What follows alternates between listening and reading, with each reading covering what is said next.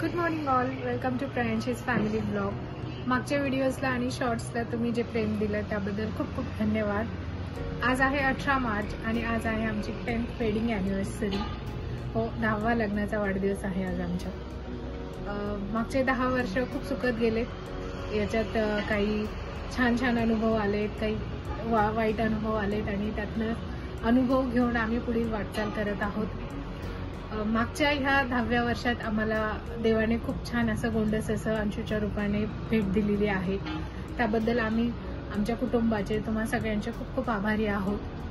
आज असं काही विशेष प्लॅन केलेलं नाही आहे, कारण अंशू छोटी असल्यामुळे कुठे बाहेर डेस्टिनेशनला जाता येणार नाही आहे. पण तरी थोडंफार प्लॅन केलेलं आहे.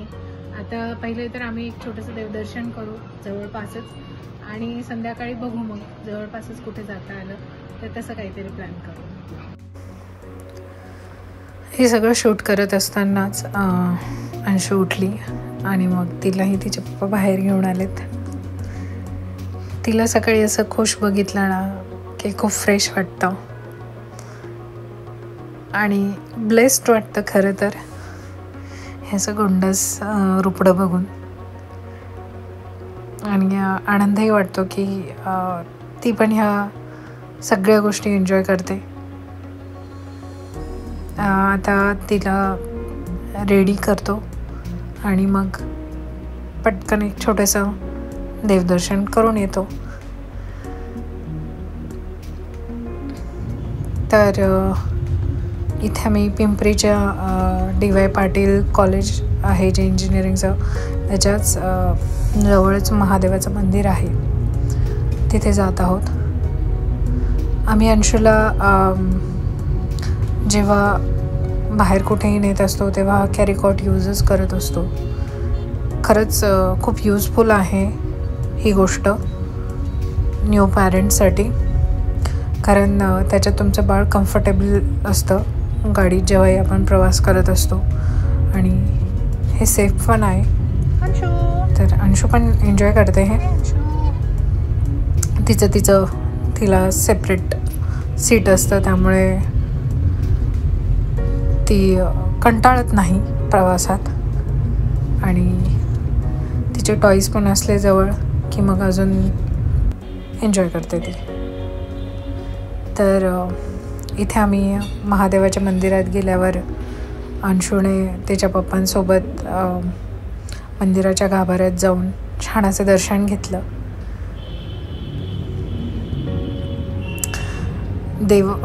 लहान मुलं ही खरंच खूप इनोसंट असतात, म्हणूनच त्यांना देवाघरची फुले म्हणतात. मस्त झालं होतं इथे दर्शन. आणि मग नंतर आम्ही दुपारून MITचा जो लोणी काळभोरला कॅम्पस आहे तिथे गेलो. तिथे त्यांनी वर्ल्ड्स बिगेस्ट डोम कन्स्ट्रक्ट केलेला आहे. ॲक्च्युली आम्हाला पोचायला उशीरच झाला होता, त्यामुळे तिकीट काउंटर क्लोज झालं होतं आणि आतमध्ये जाता आलं नाही. पण परिसर छान होता, त्यामुळे तिथे छान छान फोटो आम्ही क्लिक केले. आणि थोडं जुनं आठवणींमध्ये गेल्यासारखंही वाटलं, कारण ह्या संस्थेशी आम्ही दोघी एक ना एक प्रकारे जोडलेलो आहोत. तर मस्त केलेलं आहे हे त्यांनी. हे एकदा नक्कीच तिथे दिवसा निवांत वेळ काढून जाऊ आणि एक छोटासा ब्लॉग नक्कीच करू. आणि परिसर पण खूप निसर्गरम्य आहे. अंशूचे आम्ही इथे भरपूर असे फोटो काढलेत.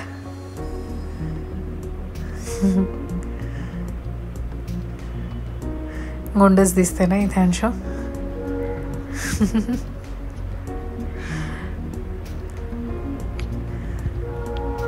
तिला कुठेही घेऊन जायला आम्हाला कधीच कंटाळा येत नाही. त्यानंतर आम्ही गेलो थेऊरच्या गणपती दर्शनाला. अष्टविनायक गणपतींपैकी एक श्री गणेश आहे तिथे, आणि हे पुण्यापासून जवळच आहे, त्यामुळे आम्ही बऱ्याच वेळा जात असतो.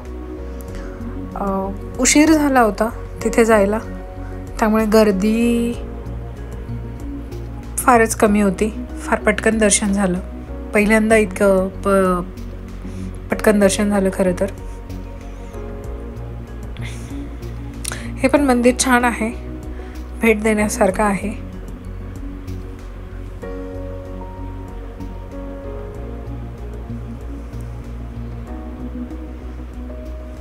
नंतर आम्ही तिथेच मंदिराच्या परिसरात बराच वेळ फिरत होतो आणि अंशूलाही तिथे जे पुजारी बसलेले होते त्यांनी गाभाऱ्यात घेऊन जाऊन बापाचं दर्शन दिले आणि टिळा लावला. मग आम्ही बराच वेळ तिथे फिरलो.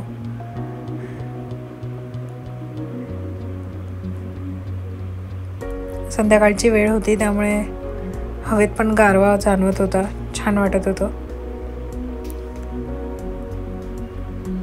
आणि मग नंतर मंदिराच्या बाहेर आल्यावर आम्हाला हा रानमेवा दिसला आणि तो आम्ही घेतला. मग यांना आम्ही इंग्लिश चिंचा म्हणतो, नंतर त्या गावठी चिंचाही आहेत. ह्या चिंचा आम्ही लहानपणी भरपूर म्हणजे खायचो. त्या कमीच मिळायच्या, पण जेव्हाही मिळायच्या तेव्हा त्याचा आम्ही बराच आनंद घ्यायचो. छान लागतात त्या, अशी थोडीशी तुरट गोड अशी चव असते. आणि ह्या लोकल स्त्रिया आहेत, त्या मंदिराच्या बाहेरच बसलेल्या असतात. त्यांच्याकडे भाजीपालाही छान भेटतो.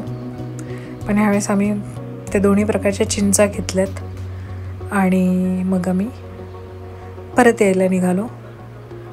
तर परत येताना मग रात्रीचं जेवण बाहेरच करायचं ठरलं होतं. तर आम्ही मुशीच्या जवळ असलेलं